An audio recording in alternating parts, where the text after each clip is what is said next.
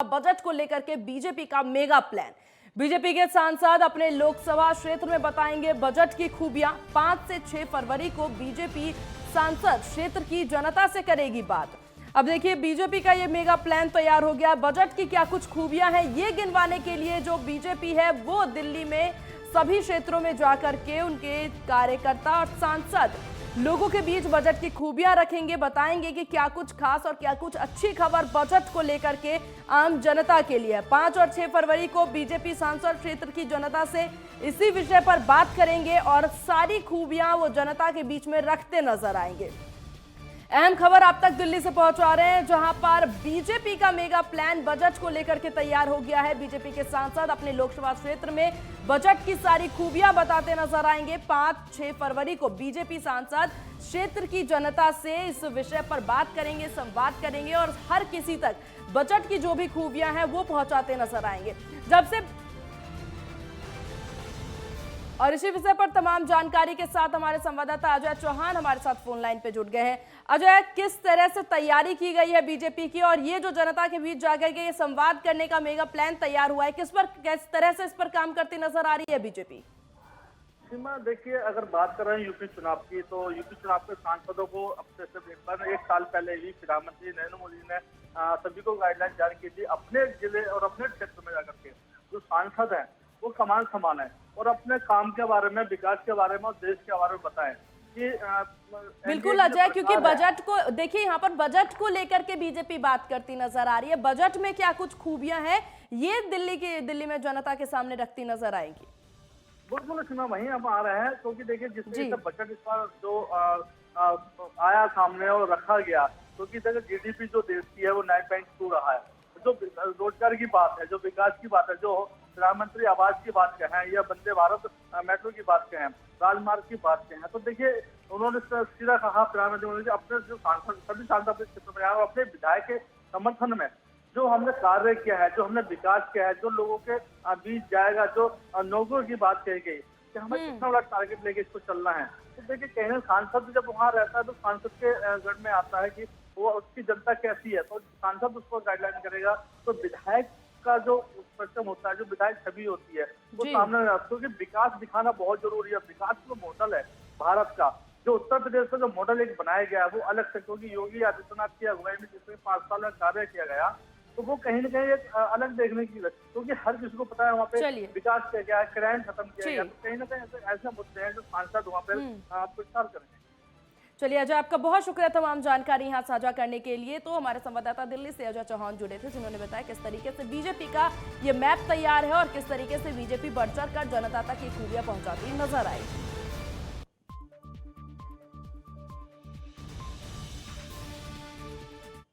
और वहीं पूर्वी दिल्ली के शकरपुर में बीती रात हुई ताबड़तोड़ फायरिंग से इलाके में हड़कंप मच गया। इस फायरिंग में दुकानदार और उसके 2 बच्चे बाल बाल बच गए। बता दें कि बदमाशों ने कार और स्कूटी से आए बदमाशों ने पार्किंग में खड़ी गाड़ी पर फायरिंग कर दी और मौके से फरार हो गए। वहीं पीड़ित परिवार का कहना है कि उनकी किसी से रंजिश नहीं है। फिलहाल पुलिस ने मुकदमा दर्ज कर मामले की जांच शुरू कर दी है।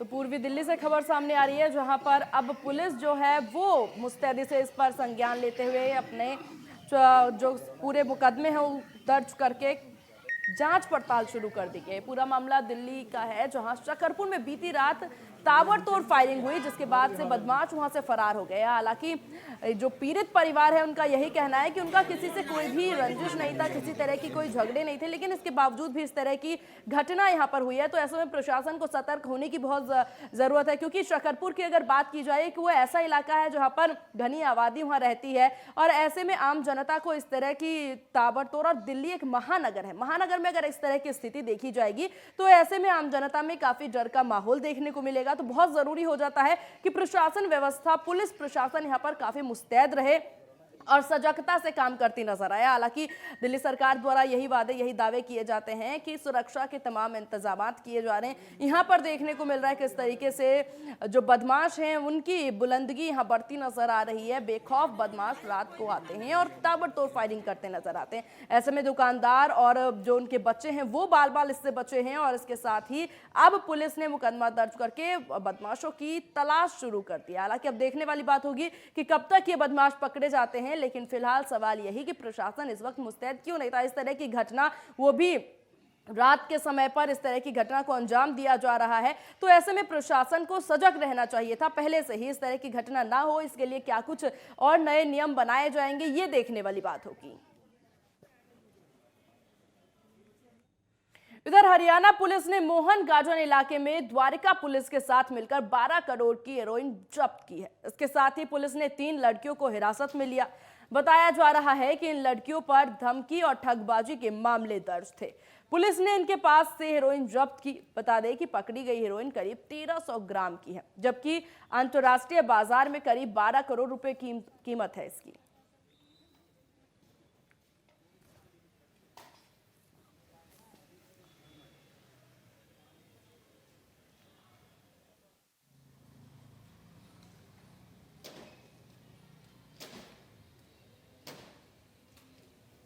वहीं पूर्वी दिल्ली में कल्याणपुरी थाना पुलिस ने एक महिला शराब तस्कर को गिरफ्तार किया है। पुलिस ने इस महिला के पास से भारी मात्रा में अवैध शराब बरामद की। डीसीपी प्रियंका कश्यप ने बताया कि गिरफ्तार आरोपी की पहचान कल्याणपुरी इंदिरा के रूप में हुई है। उन्होंने बताया कि महिला की तलाशी ली गई, जिसमें 273 क्वार्टर अवैध शराब बरामद की गई है। फिलहाल पुलिस ने मामला दर्ज कर महिला को जेल भेज दिया है।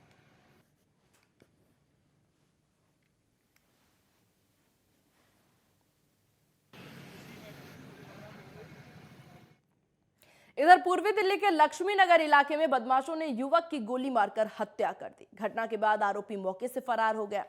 पुलिस ने शव को पोस्टमार्टम के लिए भेजकर मामले की जांच शुरू कर दी। बताया जा रहा है कि आपसी रंजिश की वजह से हत्या की घटना को अंजाम दिया गया। जो मृतक की पहचान मयूर चौहान के तौर पर हुई है, जो कि परिवार के साथ लक्ष्मी नगर में रहता था और प्रॉपर्टी डीलर का काम करता था। फिलहाल पुलिस ने मामला दर्ज कर लिया है और सीसीटीवी के आधार पर जांच में जुटी हुई है। मेरे बच्चे को अकेले में खेला है, अकेले में थोड़ी मारी है।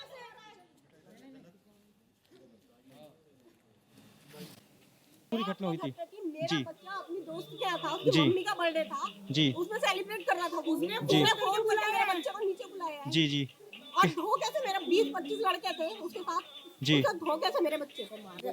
वो तो थी पुरानी, उसने पहले भी बदतमीजी करी हुई है मेरे बेटे के साथ में। ये सब मुझे कुछ नहीं पता।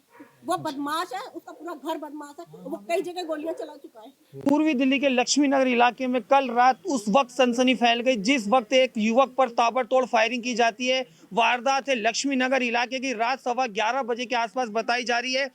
पूर्वी दिल्ली के लक्ष्मी नगर इलाके में बदमाशों ने एक युवक को गोली मारकर हत्या कर दी। पुलिस ने शव को पोस्टमार्टम के लिए भेज मामले की जांच में जुट गई है। बताया जा रहा है ये आपसी रंजिश का मामला बताया जा रहा है। पूर्वी दिल्ली के लक्ष्मी नगर इलाके के रहने वाले मयूर चौहान को जब एक युवक को गोली मारकर हत्या कर दी जाती है, पुलिस इस मामले को लेकर छानबीन में जुट गई है। एरिया में लगे सीसीटीवी फुटेज के आधार पर छानबीन की जा रही है। जब पुलिस से हमने बात की तो पुलिस मामले की जांच में जुटी है। पुलिस बताया जा रहा है कि आपसी रंजिश के मामले को लेकर छानबीन की जा रही है। वहीं पुलिस ने एरिया में लगे हुए सभी सीसीटीवी फुटेज के आधार पर छानबीन कर रही है। नेटवर्क 10। वहीं साउथ वेस्ट दिल्ली के एएटीएस स्टाफ की टीम ने लोगों से स्नैचिंग की घटना को अंजाम देने वाले एक शातिर चोर के साथ एक रिसीवर को भी गिरफ्तार कर लिया है। इसके साथ ही गिरफ्तार आरोपियों के पास से चोरी के 4 फोन बरामद किए गए हैं। इसके साथ ही पुलिस ने चोरी के 3 मामलों का भी खुलासा किया है। बता दें कि पुलिस ने आरोपियों की पहचान भी कर ली है।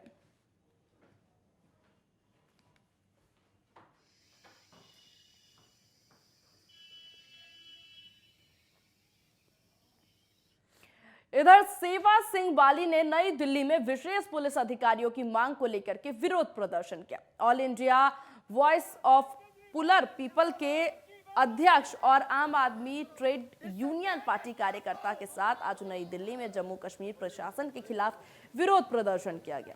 इसी दौरान सेवा सिंह ने एक बार फिर सरकार से विशेष पुलिस अधिकारियों की शिकायतों का निवारण करने की अपील की। थेवा सिंह वाली ने कहा कि सरकार को जम्मू कश्मीर के यूटी में जागने वाले स्पोक के लिए तुरंत नियमितीकरण नीति तैयार करनी चाहिए और उन्हें कांस्टेबलों की तुलना में समान वेतन शुरू कर देना चाहिए, क्योंकि दोनों पुलिस और कांस्टेबल समान कर्तव्य कर रहे हैं।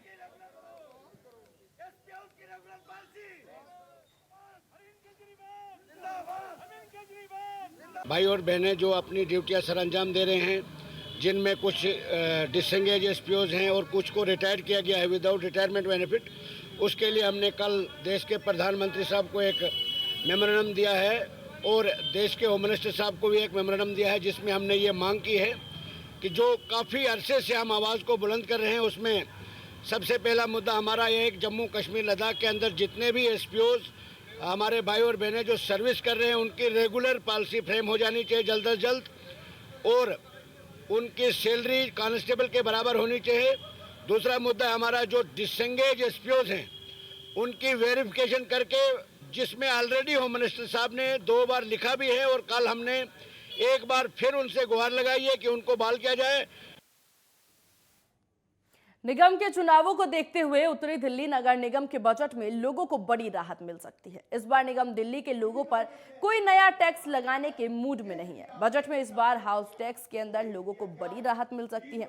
बता दें कि इस साल अप्रैल में दिल्ली नगर निगम के चुनाव होने हैं और उसी को देखते हुए उत्तरी दिल्ली नगर निगम प्रस्तावित बजट में लोगों पर कोई भार नहीं डालना चाहती।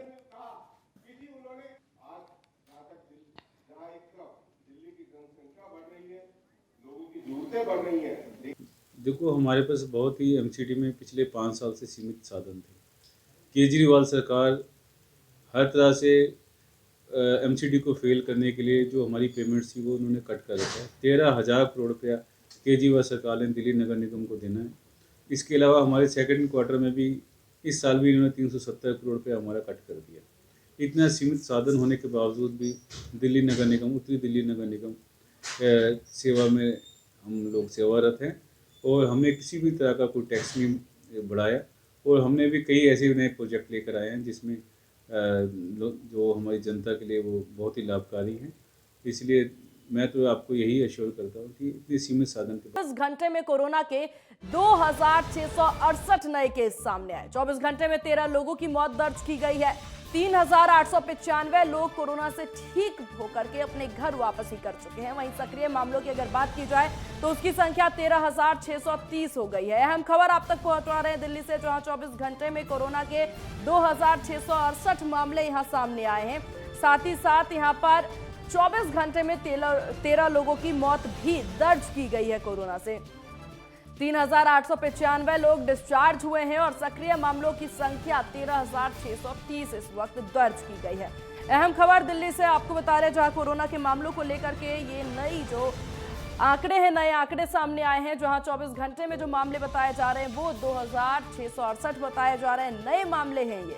साथ ही साथ 24 घंटे के अगर मौतों के आंकड़े की बात की जाए तो 13 लोगों की मौत इस वक्त दर्ज की गई है। वहीं 3,895 लोग डिस्चार्ज होकर के अपने घर की वापसी भी घर वापसी कर चुके हैं। वहीं इस वक्त सक्रिय मामलों की बात की जाए तो वो 13,630 बताए जा रहे हैं। अहम खबर दिल्ली कोरोना को लेकर के आपको बता रहे हैं, जहां मामलों में जिस रफ्तार से गिरावट देखने को मिली थी उसके बाद से ये भी मामले अब यहाँ पर सामने आ रहे हैं।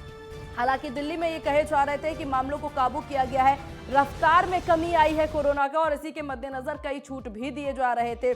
फिर चाहे वो ऑड इवन की बात की जाए, वीकेंड कर्फ्यू की बात की जाए, इन सब में राहत मिलने की बात यहाँ पर थी। और इस सब के बीच अब ये 24 घंटे में जो मामले सामने आए हैं जो कि 2,668 बताए जा रहे हैं, वहीं 13 लोगों की मौत भी दर्ज की गई है। और इसी विषय पर तमाम जानकारी के साथ अजय चौहान हमारे संवाददाता फोन लाइन पे हमारे साथ जुड़ गए हैं। अजय, ये मामले कितने ज्यादा डराने वाले और कितने राहत वाले मामले माने जा सकते हैं? सीमा, बात करें लेकिन कोरोना जो है इस समय लाख तक आ चुका है, काफी नीचे आ चुका है। लेकिन अगर दिल्ली की हम बात करें तो दिल्ली के अंदर 3,000 के आसपास केसेस हैं, जिसमें की जो मृत्यु दर है वो कहीं ना कहीं बढ़ता नजर आ रहा है। जो 27 मौत है 24 घंटे में दिल्ली में की गई है, तो देखिए ये चिंता है क्योंकि कोरोना कम हुआ लेकिन मौतों का आंकड़ा अभी लगातार ग्राफ गिर नहीं रहा है। तो ऐसी अगर भारत की बात करें तो पूरे भारत में भी कोरोना काफी हद तक नीचे आ चुका है, क्योंकि 2 लाख से नीचे अधिक पहुंच चुका है। लेकिन हाँ, ये जरूर है कि लोगों की जिंदगी के साथ जो खिलवाड़ किया जा रहा था, जिंदगी सूत्रों का हावी था, वो कहीं ना कहीं इस समय मात देता नजर आ रहा है। तो एक जी। चीज बहुत अच्छी हमारे देशवासियों के लिए और भारत के लिए। चलिए, आपका बहुत शुक्रिया जो है तमाम जानकारी यहाँ साझा करने के लिए।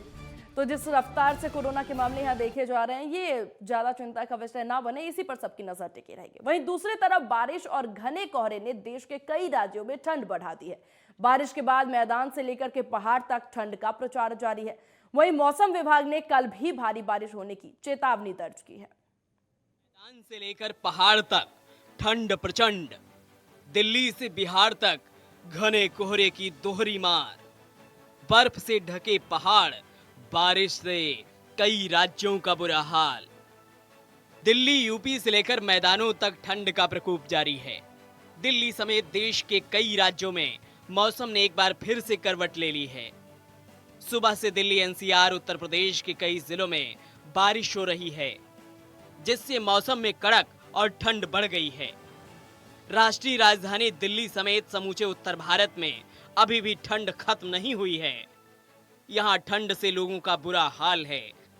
सर्दी की ठिठुरन के बीच घने कोहरे की दोहरी मार से लोग परेशान हैं। वहीं मौसम विभाग ने इस हफ्ते दिल्ली में बारिश होने का अनुमान भी जताया है।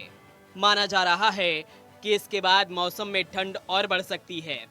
मौसम विभाग के अनुसार 4 फरवरी को बारिश का अनुमान है।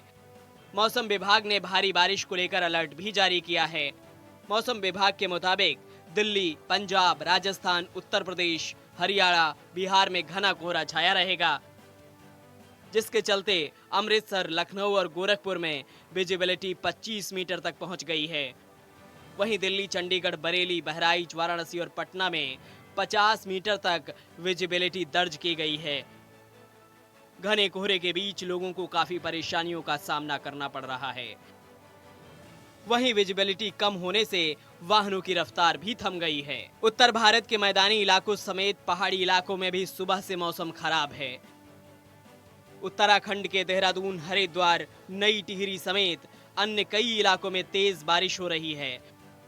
वहीं ऋषिकेश में सुबह से हल्की बारिश के साथ साथ कोहरा छाया हुआ है। मौसम विभाग के अनुसार 4 फरवरी को भारी बारिश और ऊंचाई वाले क्षेत्रों में बर्फबारी की संभावना है। केदारनाथ समेत 4 धाम में बर्फबारी शुरू हो गई है। नैनीताल और धानाचूली क्षेत्र में भी तेज बर्फबारी हो रही है। औली, चक्राता और धनोल्टी में भी बर्फबारी हुई। यहाँ आलम यह है कि प्रदेश में बर्फबारी के चलते वादियां सफेद चादरों से ढक गई हैं। वहीं मसूरी, चमोली, जोशीमठ, सोनप्रयाग, डलहौजी, ऊखीमठ में बर्फबारी जारी है।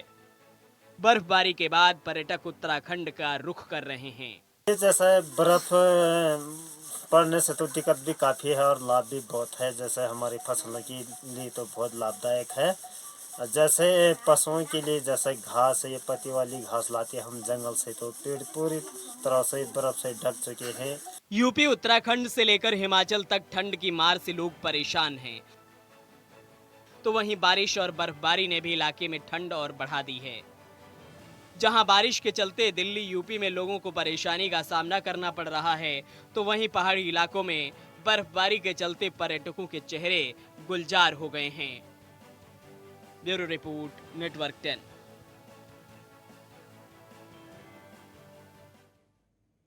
वहीं विधानसभा चुनाव 2022 के लिए हापुड़ पुलिस लगातार एक्शन मोड में नजर आ रही है। पुलिस ने जनपद हापुड़ में आचार संहिता का पालन कराने के लिए कमर कस ली है। गढ़मुक्तेश्वर में पुलिस क्षेत्राधिकारी पवन कुमार और उप जिलाधिकारी अरविंद द्विवेदी की ओर से रात्रि चेकिंग अभियान के तहत गाड़ियों की चेकिंग की जा रही है, ताकि चुनाव में अराजक तत्वों और अवैध रूप से चुनाव में इस्तेमाल करने के लिए किसी भी तरह के सामान पर पूरी तरह से रोक लगाई जा सके। क्योंकि अभी कुछ दिन पहले ही हापुड़ पुलिस ने चेकिंग के दौरान बड़ी मात्रा में नकदी बरामद की थी, जिसके बाद से हापुड़ पुलिस काफी ज्यादा सतर्क दिख रही है और विधानसभा चुनाव को शांतिपूर्ण कराने के उद्देश्य से शहर के सड़कों पर वो निकल पड़े हैं।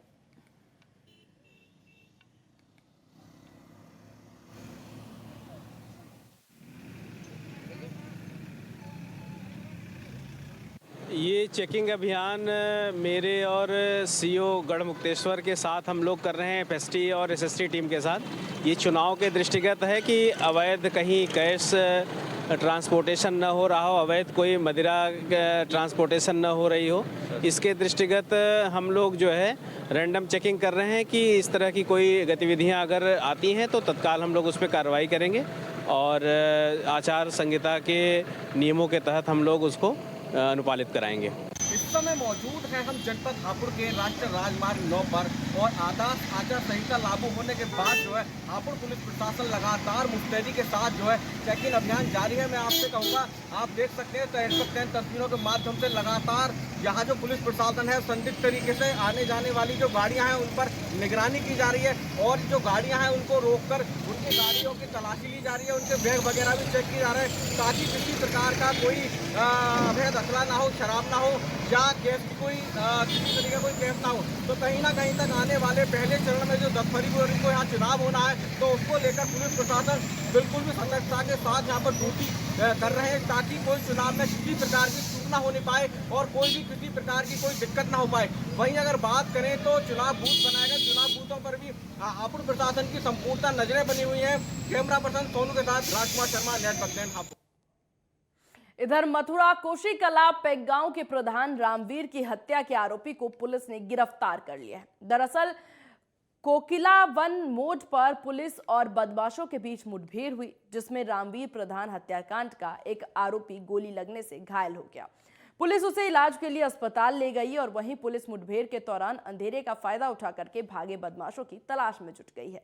जंगल में कॉम्बिंग की जा रही है। बता दें कि 29 जनवरी को भाजपा प्रत्याशी चौधरी लक्ष्मी नारायण के प्रस्तावक प्रधान रामवीर की कोकिला वन में परिक्रमा में अज्ञात बदमाशों ने गोली मार करके उनकी हत्या कर दी और इस मामले में एसएसपी ने 5 टीमों को जांच में लगाया था। तभी से एसओजी सर्विलांस कोशी कला थाने समेत 5 टीम एसपी देहात में श्रीचंद्र और सीओ छाता वरुण कुमार के नेतृत्व में तलाश में जुटी थी।